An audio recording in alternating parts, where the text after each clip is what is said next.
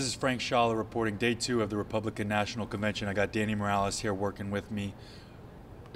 Make America Work Again was the theme for today. Wrapped up, we heard from a couple different people, Speaker Paul Ryan, Senate Majority Leader Mitch McConnell, a couple different people. Danny, you were in the arena today. What stuck out for you most?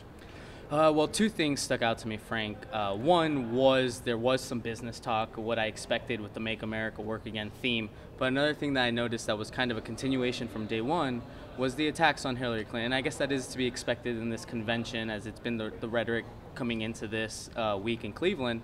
But I was kind of just surprised that on the Make America Work Again day, we were hearing so much about that as well.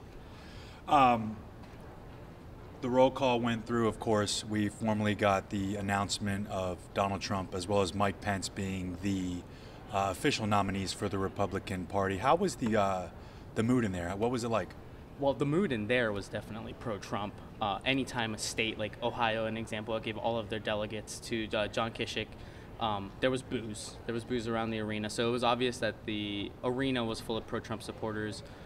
There was a few crazy instances, like Washington, D.C. tried to do something with their delegates, and the bound delegates, obviously the rules of the convention were laid out on day one, so they weren't quite allowed to do what they probably planned on doing once they came in. Those bound delegates were bound, and a lot of those people that were trying to do something with, or those states that were trying to do something with their delegates, didn't get the chance to do that. We saw something happen with Alaska as well. So yeah, there was a little back and forth during that roll call, but for the most part, Donald Trump Jr. read out the delegates for New York, and that was what put him over the top. And it was Donald Trump Jr. even said it during his speech that it was the greatest moment of his life, and it happened an hour before that. So that stuck out to me as well. You mentioned Donald Trump Jr. As well as Tiffany Trump spoke today as well. You're able to kind of give a little bit of an insight, obviously, in the person of Donald Trump a little bit more, kind of connecting with the people a little bit more, try to give that inside person. From all the analysts, everybody we've been talking to, everybody makes it seem that the involvement of the Trump family, they haven't seen an involvement like this from a political candidate's family, maybe all the way back to the Kennedys. Talk about maybe just something that stuck out from you from you talked a little bit about Donald Jr., but maybe from Tiffany as well. Yeah, well, what impressed me was that they didn't hit on the same points really at all.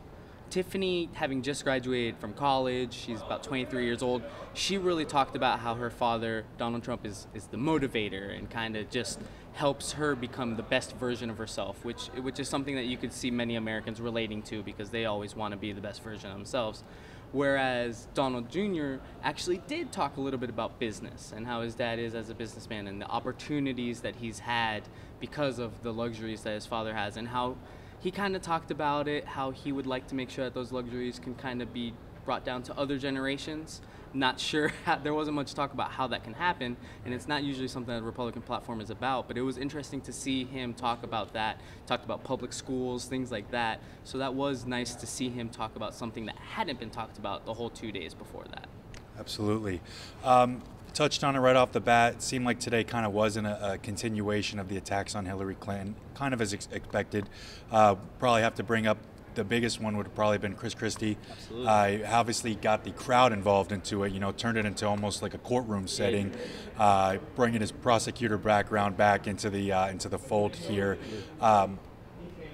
Probably a success there, got the crowd going. It was. I mean, we were in the Quicken Loans Arena, the Cavs stadium, and it literally almost felt like a sporting event in terms. As soon as he finished saying something, like once he put that pause in his speech, the whole crowd was yelling, lock her up, lock her up. So like he was obviously getting the crowd riled up, kind of the same way I think Rudy Giuliani got the crowd riled up yesterday. Mm-hmm. So it kind of fits along with the scheduling, like right towards that time that people might be dozing off, they put out Christie, and he did his job. I really think he did his job. I did see that Hillary Clinton responded on a tweet immediately after that, taking a jab at Bridgegate and what had happened in New Jersey. But it is interesting to see that they are, at least she's seeing it. It's getting to her. So whether that's a win or how they're looking at that within the party, that's up to them. But she has responded to some of these attacks that have happened over the past 2 days. And I did also want to ask you, Danny, when Donald Trump, the satellite feed came in of his interview again tonight, what was the reaction like? How was the vibe in there? Well, as soon as he came up, everybody was clapping, everyone was excited. From talking with also some of the media people, obviously everybody the fans, the supporters really like to see him. They want to see him talk. But talking to media, they were really intrigued that pretty much with him making that video appearance today, that guarantees that he's going to appear all 4 days of this convention, which is unheard of for most, whether Republican or Democratic National Convention.